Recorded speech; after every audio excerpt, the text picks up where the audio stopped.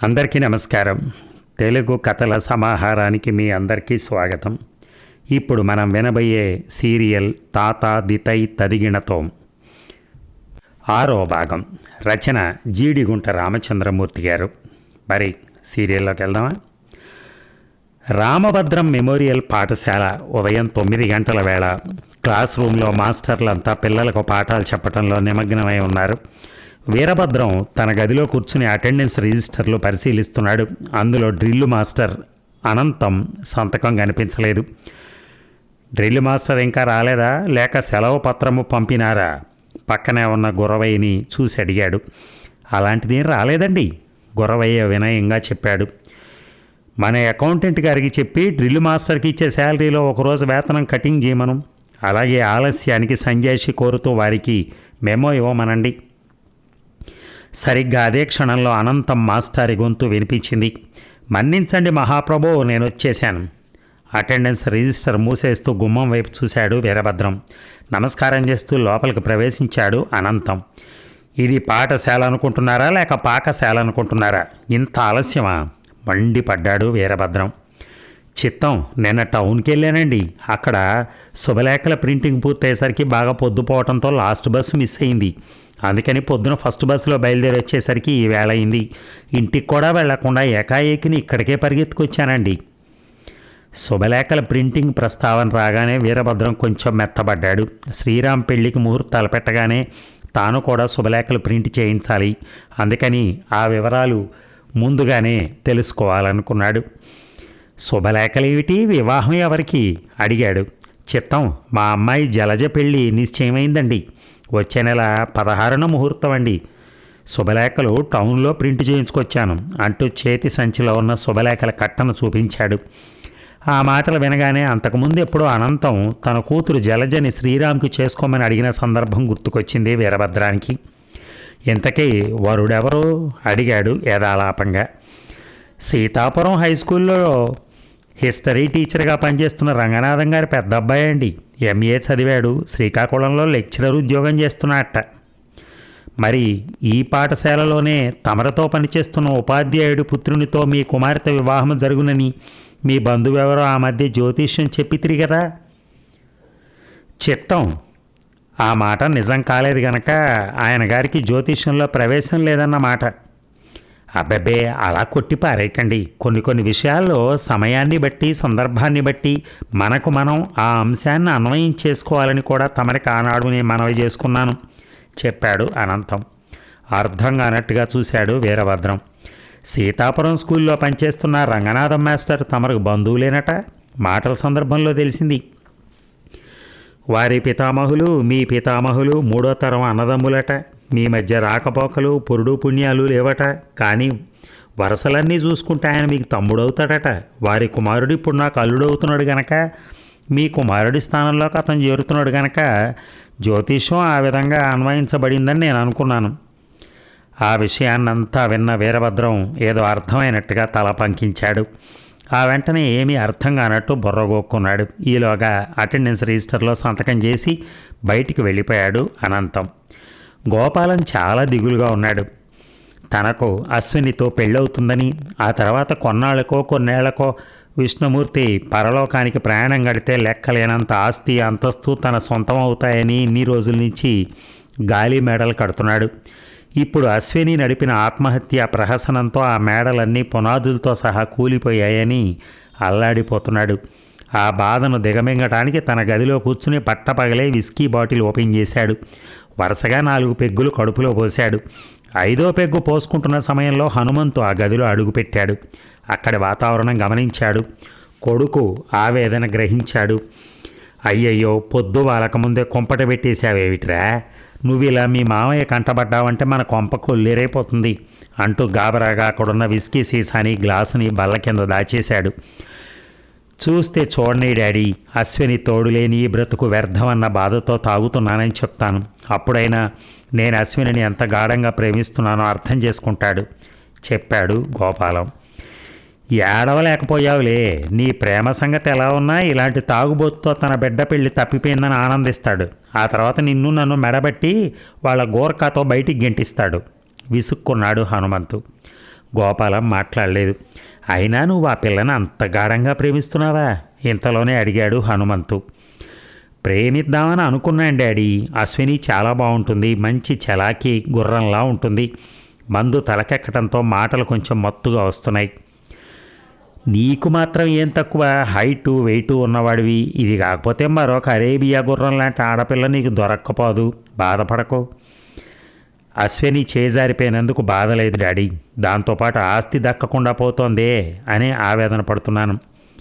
అయిన వాడిని మేనల్లుండి నేనుండగా అనామాకుడు ఎవడో శ్రీరామ్ గాడట, ఆ గొట్టంగాడికి ఈయనగారు పట్టం గడుతున్నారని వర్రీ అవుతున్నాను. సోఫాలో వెనక్కి జరగలబడి బాధగా కళ్ళు మూసుకున్నాడు గోపాలం. అతని పక్కనే కూర్చుని భుజమే చేయి వేసి చెప్పాడు హనుమంతు. మీ మామయ్య అశ్వినితో నీ పెళ్లి జరిపించనన్నాడే తప్ప ఈ ఇంట్లోంచి మనల్ని గెటౌట్ అనలేదుగా. అర్థం కానట్టుగా చూశాడు గోపాలం. నువ్వు తన కల్లుడు కాకపోయినా మేనల్లుడివేనని మెచ్చుకున్నాడు. తన కంపెనీ వ్యవహారాలు చూడొచ్చు అన్నాడు. అలా చూస్తూ చూస్తూ నువ్వు నీ వ్యవహారం నడపచ్చు. కంపెనీకి కంచెలా నిలబడి చేనంతా మేసేయచ్చు. వ్యాపారంలో నష్టాలు చూపించి నువ్వు లాభాలు చేసుకోవచ్చు. తండ్రి మాటలు గోపాలానికి అంతగా రుచించలేదు. ఒక్క ఉదుటిన సోఫాలోంచి లేచాడు. మందు ప్రభావంతో తన మనసులో మాట చెప్పాడు. అదంతా లాంగ్ రూట్ వ్యవహారం, నాదంతా షార్ట్ కట్ పద్ధతి. అందుకే ఓ ప్లాన్ వేశాను. ప్లానా? ఏమిటది? ఆత్రంగా అడిగాడు హనుమంతు. మనం హైదరాబాద్ జైల్లో ఉన్నప్పుడు భాష అనే రౌడీ షీటర్తో పరిచయం అయింది గుర్తుందా? గుర్తుకు తెచ్చుకునే ప్రయత్నం చేస్తున్నాడు హనుమంతు. ఇంతలో మళ్ళీ గోపాలని చెప్పాడు. మనకంటే 6 నెలల ముందే జైల్లోంచి రిలీజ్ అయిపోయాడు. హైదరాబాదులో అతనికి ఒక పెద్ద అడ్డా కూడా ఉంది. నాకు అడ్రస్ ఇచ్చాడు, ఫోన్ నెంబర్ కూడా రాసి ఇచ్చాడు. అయితే ఏం చేస్తావురా? అతనికి ఫోన్ చేసి పిలిపిస్తాను. ఎందుకు? అశ్వినిని పెళ్లి చేసుకోపోయా శ్రీరామ్ గారి అడ్రస్ చెరిపేయటానికి అంటూ గ్లాస్ తీసి మరో పెగ్గు పోసుకున్నాడు గోపాలం. హనుమంతు గాబరాగా చూశాడు. వద్దులే, ఇన్నాళ్ళు ఇలాంటి షార్ట్ కట్ ప్లాన్లే వేసి అష్ట కష్టాలు అనుభవించాం. జైల్లో చెప్పకూడు తిని బతికాం. ఇప్పుడు రోజులు బాగుండి పెద్ద మనుషుల్లాగా మీ మామయ్య బంగ్లాలో ఆశ్రయం సంపాదించుకున్నాం. కొద్ది రోజుల్లో అశ్విని పెళ్లి చేసుకుని అత్తవారింటికి వెళ్ళిపోద్ది. కంపెనీ వ్యవహారాలు ఎలాగూ నీ చేతికి వస్తాయి. అప్పుడు దర్జాగా బతికేయచ్చు. నా మాట విని అంటూ ఏదో చెప్పబోతున్న తండ్రిని పక్కకు తోసేసి టెలిఫోన్ వైపు నడిచాడు గోపాలం. సరిగ్గా అదే సమయంలో విష్ణుమూర్తి బంగ్లా ముందు ట్యాక్సీ ఆగింది. అందులోంచి వీరభద్రం, చిదంబరం దిగి లోపలికి ప్రవేశిస్తున్నారు. ఒకప్పుడు అధికార పక్షంలో కూర్చుని అరగంటకోసారి హామీలు గుప్పిస్తూ చట్టాలు చేసిన వాళ్ళు ఆ తర్వాత ఎప్పుడో ప్రతిపక్షానికి రివర్ట్ అయిపోయి కుడి ఎడమైతే గ్రహపాటేనో అని కొత్త పాటలు పాడుకోక తప్పదు. ఓడలు బళ్ళు, బళ్ళు ఓడలు అవుతాయని అనుభవజ్ఞులు అవివేకంతో చెప్పలేదు. ఇప్పుడు వీరభద్రం పరిస్థితి అలాగే ఉంది. ఒకనాడు కాళ్ళ దగ్గరకు వచ్చిన బేరాన్ని కళ్ళు మూసుకుని తన్ని పారేశాడు. ఇప్పుడు అదే సరుకు కోసం కాళ్ళు ఇడ్చుకుంటూ మరీ వచ్చాడు. శ్రీరాముని తన కూతురు గాఢంగా ప్రేమించిందని, వాళ్ళిద్దరికి పెళ్లి జరిపించి ఒక ఇంటి వాళ్ళని చేద్దామని ఆ రోజు విష్ణుమూర్తి పనిగట్టుకుని తన ఇంటికి వచ్చి ప్రాధేయపడ్డాడు. ప్రేమించటాలు, కామించటాలు తమ సంప్రదాయానికి విరుద్ధమని, అసలు తన కొడుకు సాక్షాత్తు పురాణ కాలం నాటి శ్రీరామచంద్రుడు లాంటి వాడని, తండ్రి మాట జవదాటడని, పైగా ప్రేమ అనే పదానికి అర్థం, తాత్పర్యం వగైరాలు కూడా తెలియవని, ఎట్టి పరిస్థితుల్లోనూ తన కొడుక్కి వాళ్ళ అమ్మాయితో పెళ్లి జరగదని వెర్ర వీగిపోతూ సమాధానం చెప్పాడు. అంతటితో ఆగినా పర్వాలేకపోయేది. తను తలుచుకుంటే తన కూతురికి అరగంటలో అమెరికా అల్లుడిని కొనగలనని విష్ణుమూర్తి శపథం చేస్తే, అమెరికాలో ఎయిడ్స్ రోగం తీవ్రంగా ఉందని, ఆ రాబోయే అమెరికా అల్లుడికి అలాంటిది ఏదైనా సంక్రమించి ఉందేమో రక్త పరీక్ష చేయించి తెలుసుకోమని పెడసరాలు పోయాడు. ఇప్పుడు కొడుకు చేసిన ప్రతిజ్ఞకి, చిదంబరం ఇచ్చిన సలహాకి, అర్ధంతరంగా వచ్చిన గుండెపోటుకి తల వంచి విష్ణుమూర్తిని ఆశ్రయించేందుకు రాక తప్పలేదు వీరభద్రానికి. మధ్యవర్తిగా ఉండి మాట సాయం చేయటానికి, వ్యవహారాన్ని సజావుగా నడిపించడానికి చిదంబరాన్ని వెంట తెచ్చుకున్నాడు. ఇద్దరు విష్ణుమూర్తి బంగ్లా ముందు ట్యాక్సీ దిగి హాల్లో అడుగుపెట్టారు. అక్కడ ఎవరూ కనిపించకపోయేసరికి గుమ్మంలోనే నిలబడిపోయారు.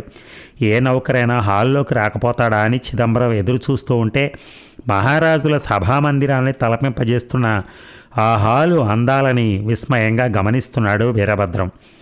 సరిగ్గా అదే సమయంలో మేడ మీద బాల్కనీలోకి వచ్చిన అశ్విని వాళ్ళిద్దరినీ చూసింది. రండి అంకుల్, కూర్చోండి అంటూనే మెట్లు దిగి వచ్చింది. అప్రయత్నంగా అటు తిరిగి ఇద్దరు ఆమె వైపు చూశారు. మన శ్రీరామ్ ప్రేమించింది ఆ పిల్లనే అయి ఉంటుందిరా అన్నాడు చిదంబరం వీరభద్రానికి మాత్రమే వినిపించేలా. కావచ్చును, చందమామంతటి ఎత్తు అందముగా ఉండునని ఆ రోజు విష్ణుమూర్తి గారి వెంట వచ్చిన పెద్ద మనిషి చెప్పి ఉన్నాడు. ఈ పిల్ల అట్లే ఉన్నది. కళ్ళు పెద్దవిగా చేసుకుని ఆమె వైపు విస్మయంగా చూస్తూనే చెప్పాడు వీరభద్రం. అది సరే, నువ్వు ఆ గ్రాంధికాన్ని కాసేపు మర్చిపోయి వ్యవహారికంలో వ్యవహరించు, లేకపోతే ఆ పిల్ల బెదిరిపోతుంది నెమ్మదిగా హెచ్చరించాడు. అట్లే అదిగో మళ్ళీ. సరే సరే, రాజుపాలెం నుంచే వస్తున్నారా అంకుల్? వాళ్ళని చేరుకున్న అశ్విని అడిగింది చిరునవ్వుతో. ఆ ప్రశ్న విని కొంచెం ఆశ్చర్యంగా చూశాడు వీరభద్రం. మేము తమరికి అదే నీకు తెలుసా అడిగాడు. తెలుసు అంకుల్, మీ అబ్బాయి తన మనీ పర్సులోంచి మీ ఫోటో ఒకసారి తీసి చూపించాడు. అదీగాక మీరు ఈ చిదంబరం గారు కలిసి అక్కడ ట్యాక్సీలో బయలుదేరగానే నాకు శ్రీరామ్ ఫోన్ చేసి చెప్పాడు. కొంచెం గర్వాన్ని ఇంకొంచెం బిడియాన్ని ఒలకబోస్తూ బదులిచ్చింది ఆమె. వీరభద్రం చిదంబరం ఒకరినొకరు చూసుకున్నారు. ఈ కాలం పిల్లలు ఎంత ఫాస్ట్గా ఉంటున్నారో చూసావా అన్నాడు చిదంబరం కనుబొమ్మలు ఎగరేస్తూ. రండి కూర్చోండి అంకుల్, మా డాడీని పిలుస్తాను అంటూ లేడీ పిల్లలాగా పక్క గదిలోకి పరిగెత్తింది అశ్విని. అయినా కూర్చోటానికి ధైర్యం చాలక అలాగే నిలబడిపోయాడు వీరభద్రం. ఆనాడు విష్ణుమూర్తి తన ఇంటికొచ్చి కూర్చుంటే ముందు అక్కడి నుంచి లేవండి అంటూ ఆయనపై మండిపడి దారుణంగా అవమానించి తిప్పి పంపేసిన దృశ్యాన్ని తన మనోనేత్రాల ముందు మరోసారి ప్రదర్శించుకున్నాడు. ముఖం మీద ముచ్చెమటలు పోశాయి. పరిస్థితిని అర్థం చేసుకున్న చిదంబరం అతని భుజం తట్టి ధైర్యం చెప్పాడు. నువ్వు భయపడకురా భద్రం, ఆ విష్ణుమూర్తి నీ మీద హిరణ్యకశిపుడిలా విరుచుకుపడకుండా నేను అడ్డం పడతాను కదా. అయినా విషయాలన్నీ నేను మాట్లాడతాను కదా, నువ్వు నిశ్చింతగా ఉండు. పై మీది కండువాతో ముఖానికి పట్టిన చెమటలు దుడుచుకున్నాడు వీరభద్రం. అంతలో పక్క గదిలోంచి విష్ణుమూర్తి రానే వచ్చాడు. అదేమిటి అలా నిలబడే ఉన్నారు, రండి కూర్చోండి అంటూ వాళ్ళిద్దరినీ సాదరంగా ఆహ్వానించాడు. వీరభద్రానికి కొంచెం మనస్థిమితం కలిగింది. నమస్కారం అంటూ స్కూలు పిల్లాళ్లాగా భయభక్తులతో చేతులు జోడించాడు. విష్ణుమూర్తి ప్రతి నమస్కారం చేశాడు. అందరూ సోఫాల్లో స్థిరపడ్డారు. మీరు బయలుదేరి వస్తున్నట్టు మీ అబ్బాయి మా అమ్మాయికి ఫోన్ చేసి చెప్పారట, లేదంటే నేనే రావాలనుకున్నాను మర్యాదపూర్వకంగా చూస్తూ వీరభద్రంతో అన్నాడు విష్ణుమూర్తి. ఆ మధ్య ఓసారి మీ అంతట మీరుగా ఈ ప్రపోజల్తో వచ్చారు. అప్పుడు మా భద్రం మూర్ఖంగా ప్రవర్తించి మీ మనసును ఒప్పించాడు. అందుకే ఇప్పుడు స్వయంగా కలిసి మీ చేతులు పట్టుకుని క్షమాపణ చెప్పుకోవాలని వచ్చాడు. పని మనిషి అందించిన మంచినీళ్ళు తాగి చెప్పాడు చిదంబరం. ఇంతకీ మీరు? చిదంబరం వైపు ప్రశ్నార్థకంగా చూస్తూ అడిగాడు విష్ణుమూర్తి. ఓ, పరిచయం చేసుకోలేదు కదూ, సారీ. నా పేరు చిదంబరం, వీడికి ఆత్మీయ మిత్రుడిని. బెజవాడలో ప్రాక్టీస్ చేస్తూ ఉంటాను, క్రిమినల్ లాయర్ని. చాలా సంతోషం అంటూ అతనికి షేక్ హ్యాండ్ ఇచ్చాడు విష్ణుమూర్తి. మరి కాసేపటికి కాఫీ పలహారాలు పూర్తయ్యాయి. విధి ఎంత విచిత్రమైందో చూశారా చిదంబరం గారు? వీరభద్రం గారేమో వారి సుపుత్రుడికి వారి మేనకోడలనిచ్చి పెళ్లి జరిపించాలనుకున్నారు. నేనేమో మొన్న ఈ మధ్యనే అమెరికా నుంచి వచ్చిన మా మేనలుడికి మా బేబీనిచ్చి చేయాలనుకున్నాను. చివరికి మేమిద్దరం దారుణంగా ఫెయిల్ అయ్యాం. మాటల మధ్యలో చిదంబరానికి చెప్పాడు విష్ణుమూర్తి. మొత్తానికి వాళ్ళిద్దరూ పాస్ అయ్యారు కదా, అది చాలు మనకి. మరి ఆలస్యం దేనికి, తొందరలోనే ముహూర్తం పెట్టించండి. ఇక కట్న కానుకల విషయం అంటారా, మీరు ఎలా చెప్తే అలా జరిపిస్తాను. అబ్బే, అలాంటి వాటి ప్రస్తావన మా వాడి దగ్గర తీసుకురాకండి, వాడు మండిపడతాడు. మీకు తెలియదేమో, మా భద్రుడు జిల్లా మామల సంఘానికి అధ్యక్షుడు. వాళ్ళ సంఘం కట్టుబాట్ల ప్రకారం కట్నాలు ఇవ్వటం కానీ పుచ్చుకోవటం కానీ ఘోరమైన నేరం చెప్పాడు చిదంబరం. అయినా ఆడపిల్ల తండ్రిగా నా బాధ్యత నేను నిర్వర్తించాలి కదా. మీకు తెలుసు, మా బేబీ నాకొక్కతే సంతానం. చిన్నప్పుడే వాళ్ళ అమ్మ చనిపోతే దానికి తల్లిని కూడా నేనే అయి పెంచాను. రేపు నా తర్వాత ఈ బంగళా, నా వ్యాపారం, నా ఆస్తిపాస్తులు అన్నీ దానికే చెందుతాయి. ఇకపోతే అంటూ చెప్పబోతున్న విష్ణుమూర్తిని వారిస్తూ మధ్యలోనే కల్పించుకున్నాడు వీరభద్రం. ఇక చాలింపుడు. మాది రావు బహుద్దరుల వంశం. మా తాత ముత్తాతల నాటి ఆస్తి ఐశ్వర్యములు అంతగా మిగలకపోయినా అన్న వస్త్రాలకు కొదువలేదు. మా సుపుత్రుడు కూడా చదువు సంధ్యలు నేర్చుకున్నవాడు, స్వాభిమానాన్ని మరింతగా కూర్చుకున్నవాడు. ఏదో ఒక ఉద్యోగమున చేరి తన అర్ధాంగిని సుఖపెట్టుకోగలుగుతాడు. మీ భోగభాగ్యాలతో వానికి పని లేదు కనుక ఆ విషయమును మీరిక పక్కన పెట్టి కళ్యాణ మహోత్సవానికి ఏర్పాట్లు ప్రారంభించండి. మేము మా పురోహితుల్ని సంప్రదించి త్వరలోనే ముహూర్తాన్ని నిశ్చయింపజేసి మీకు తెలియపరుస్తాం అంటూ లేచాడు. అతని భాషా ధోరణికి విష్ణుమూర్తి విస్తుపోతాడేమోనని చిదంబరం కొంచెం భయపడ్డాడు. అయితే అంతకుముందే ఆ వింత ధోరణితో పరిచయం ఉన్న విష్ణుమూర్తి యథాలాపంగా నవ్వేసి మర్యాదపూర్వకంగా తను కూడా సోఫాలోంచి లేచి నిలబడ్డాడు. అన్నట్టు ఎల్లుండి ఏకాదశి గురువారం మా అల్లుడిని మీ అబ్బాయిని ఒకసారి పంపించండి, అతను మా అమ్మాయి కలిసి షాపింగ్కి వెళ్ళొస్తారు అన్నాడు. అట్లే కానిండు అన్నాడు వీరభద్రం. అతని గ్రాంధిక భాష అలాగే కొనసాగితే విష్ణుమూర్తి ఎక్కడ చిరాకు పడి మనసు మార్చుకుంటాడో అన్న భయంతో పక్కనే ఉన్న చిదంబరం అతని చేతి మీద చిన్నగా గిల్లాడు. విషయం అర్థం చేసుకున్న వీరభద్రం సర్దుకుని మామూలు ధోరణిలో విష్ణుమూర్తికి మళ్ళీ చెప్పాడు. అలాగే కానివ్వండి, మా వాడిని ఎల్లుండి తప్పకుండా పంపిస్తాను. ఆ తర్వాత ఆయన దగ్గర సెలవు తీసుకుని ఇద్దరు ట్యాక్సీ ఎక్కారు. మేడ మీద ఉన్న తన గదిలోంచి బయటకొచ్చి బాల్కనీలో చాటుగా నిలబడి అంతవరకు వాళ్ళ మాటలన్నీ విన్న గోపాలానికి ఏదో ఆలోచన వచ్చింది. ఇక పెళ్లిలో అశ్విని ఏ చీరలు కట్టుకుంటే అద్భుతంగా కనిపిస్తుందో ఆ చీరల్ని శ్రీరామ్ ఎంపిక చేశాడు.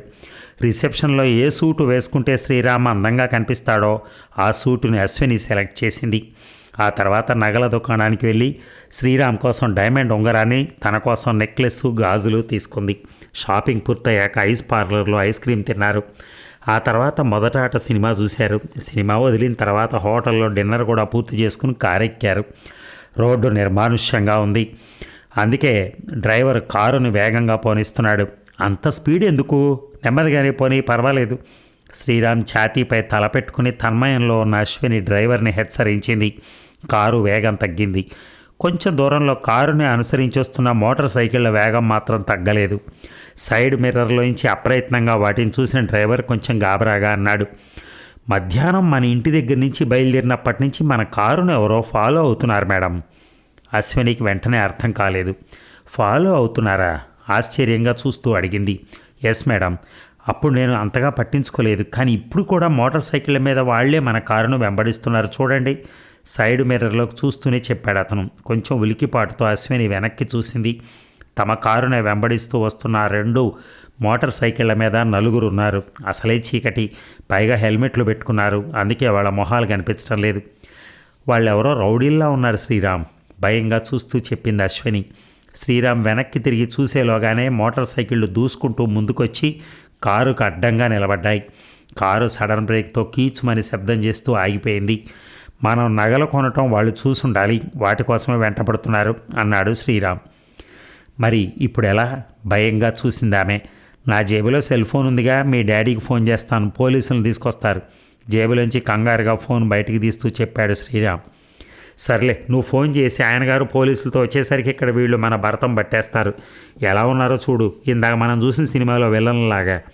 మోటార్ సైకిళ్ళకి స్టాండ్ వేసి కారు దగ్గరకు వస్తున్న రౌడీలను చూస్తూ అతని భుజాన్ని భయంతో గట్టిగా పట్టుకుంది. అప్పుడు అతను చొక్కా లోపల దండకు కట్టుకున్న తాయెత్తు ఆమె చేతికి తగిలింది. వెంటనే ఉత్సాహంగా చెప్పింది, వెరీ గుడ్ రసూల్ బాబా, ఆ రోజు ఇచ్చిన తాయెత్తు నీ చేతికుండగా మనకేం భయం లేదు. దాన్ని తను కూడా తడిమి చూసుకున్నాడు.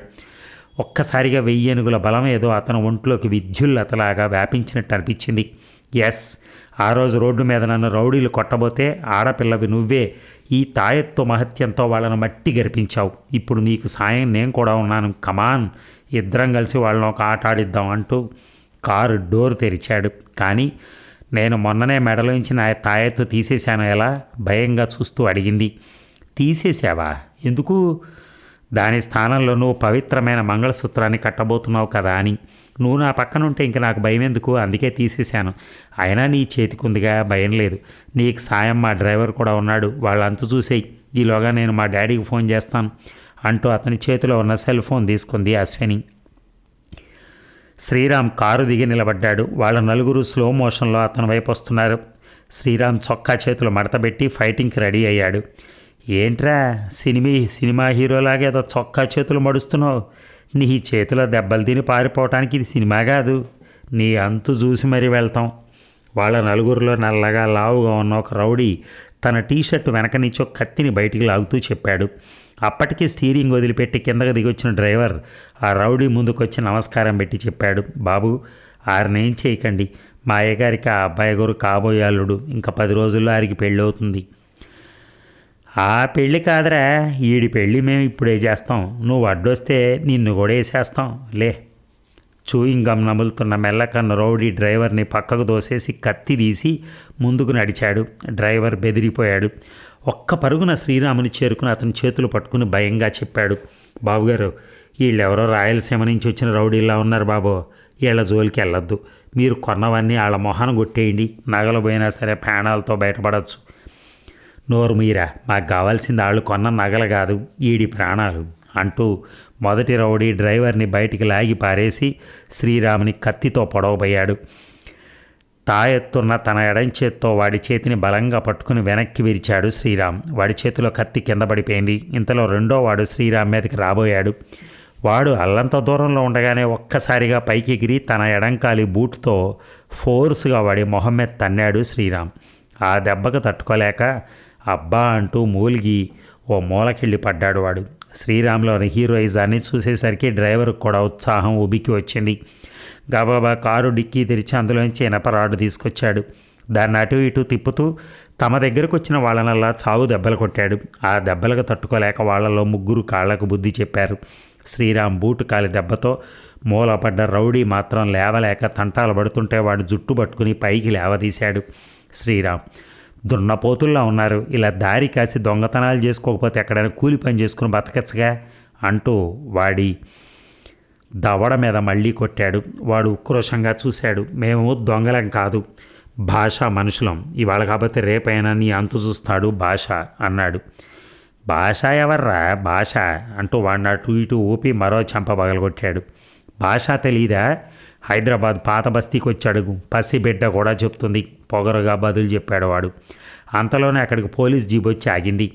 అందులోంచి పోలీస్ బలగంతో పాటు విష్ణుమూర్తి కూడా కిందకి దిగాడు. కారులోంచి అశ్విని కిందకి దిగి ఒక్క పరుగును వచ్చి తండ్రిని చేరుకుంది. వాట్ బేబీ, వాట్ హ్యాపెండ్ అడిగాడు విష్ణుమూర్తి ఆమెను దగ్గరికి తీసుకుంటూ. ఎవరో రౌడీలు మా వెంట పడ్డారు డాడీ. శ్రీరామ్ వాళ్ళకి భలే బుద్ధి చెప్పాళ్లే. చావు దెబ్బలు తిని పారిపోయారు. అదిగో ఆ గ్యాంగులో వాడొక్కడ మాత్రం మిగిలిపోయాడు అంటూ ఆ రౌడీని చూపించింది అశ్విని. అప్పటికే పోలీసులు వాడి చేతులను వెనక్కి విరిచి పట్టుకుని జేబులో ఎక్కిస్తున్నారు. విష్ణుమూర్తి గబగబా శ్రీరామ్ దగ్గరికి వచ్చాడు. నీకేం దెబ్బలు తగలలేదు కదా మిస్టర్ శ్రీరామ్ అడిగాడు ఆందోళనగా. ఏం కాలేదు అంకుల్, డోంట్ వర్రీ, పదండి పోదాం అంటూ కారు వైపు నడిచాడు. వాళ్ళు నలుగురు వచ్చారు బాబు, చేతుల్లో కత్తులు కూడా పట్టుకొచ్చారు. అల్లుడు గారు ఒక్కరే అయినా సినిమాలో చిన్న ఎన్టీఆర్ లాగా వాళ్ళతో ఒక ఆట ఆడారు చెప్పాడు డ్రైవర్ ఉత్సాహంగా. విష్ణుమూర్తి శ్రీరామ్ వైపు గర్వంగా చూశాడు. సార్, రేపొద్దున్నే మీరు ఒక రిపోర్ట్ రాసి వారి స్టేషన్కి రండి అని వాళ్ళకి దగ్గరగా వచ్చి చెప్పాడు పోలీస్ ఇన్స్పెక్టర్. 10 రోజుల్లో పెళ్లిపేటల మీద కూర్చోవలసిన మా అల్లుడు గారు పోలీస్ స్టేషన్కి రావటమా? ఇంపాసిబుల్. కావాలంటే మా డ్రైవర్ని పంపిస్తాను, ఏం కావాలో రాయించుకోండి అంటూ కారెక్కి కూర్చున్నాడు విష్ణుమూర్తి. ఓకే సార్ అంటూ సెల్యూట్ చేశాడు ఇన్స్పెక్టర్. అటు పోలీస్ జేబు ఇటు విష్ణుమూర్తి కారు ఒకేసారి స్టార్ట్ అయ్యాయి. సరిగ్గా అదే సమయంలో రాజుపాలెంలో వీరభద్రం ఇంట్లో ఉయ్యాల బల్ల మీద తాంబూల నవ్వులతో కూర్చున్న వీరభద్రానికి ఒళ్ళు పడుతున్న నారాయణ అంటున్నాడు, బాబుగారు, ఆ అబ్బాయి గారు పెళ్ళి ఇంకా 10 రోజుల్లోనే కదా, మరి ఏడాది తిరిగేసరికి తమరు తాతగారు అయిపోతారేమో. అవును, మా రావు బహదూర్ల వంశమును ప్రకాశింపజేయుటకు మరో వారసుడు ఉదయిస్తాడు అంటూ ఉత్సాహంగా మీసం మెలేశాడు వీరభద్రం. అట్ట తమరింకా మీసాలు మెలేసే రోజులు చెల్లిపోతాయిలేండి బాబు. మనవడగారు పుట్టారంటే తమరు ఈ పెక్కి ఆ మీసాలట్టుకుని ఆడిచ్చేస్తారు. అప్పుడు ఈ తాతగారు తతికిన తోమంటూ డ్యాన్స్ ఆడాల్సిందే అంటూ గలగలా నవ్వేశాడు నారాయణ. వంట పని ముగించుకొని గదిలోంచి బయటకు వచ్చిన పార్వతమ్మ ఆ మాటలు విని ముసిముసిగా నవ్వుకుంది. మరి ఈ భాగం ముగిద్దామా? మళ్ళీ రేపు కలుద్దాం. Thank you.